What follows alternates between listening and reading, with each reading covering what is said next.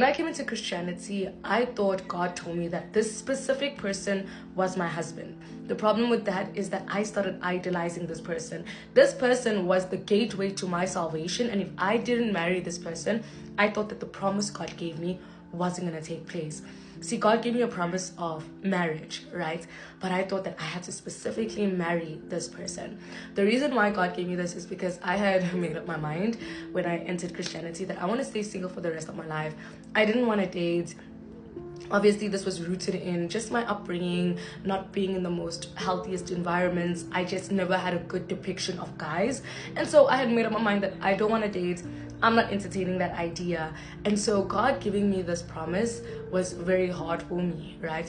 To the point where when I saw this person, I thought God said, this is the one, and if I don't, then I'm going to die. And I went through this loophole of kingdom spouses and how, on this day, your partner is being told by God that you are his wife. It was bad, okay? And the reason why I'm saying this is because in Genesis 8, I see the God of promise who tells Noah that I will never curse the ground again because of human beings, although every part of the human heart is evil. You know what shocked me about that is I saw that our promises that we're given is not based on how good we are. It's simply based on how good God is. If our heart is evil from childhood, then that means that the promises God gave us is not dependent on how good we are. The system has been rigged. We have been evil from birth, right? It's through Jesus' blood that we are made righteous, but the reality is from childhood, our hearts are evil. And so if God's promise is dependent on our goodness, none of us would have a promise.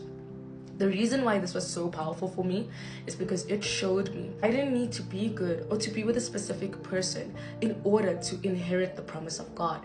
The promise of God was already mine because I serve a good God. This whole Genesis series that I started was about God. It was about getting to know God's character. And Genesis 8 showed me that. It showed me that my promise that I was given is not dependent on how well I do, is not dependent on the goodness that I bring, because my heart has been evil from childhood.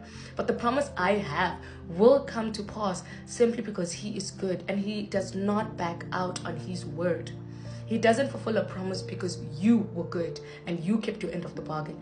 He fulfills the promise because if he doesn't, then that makes him a liar, and God is not a liar.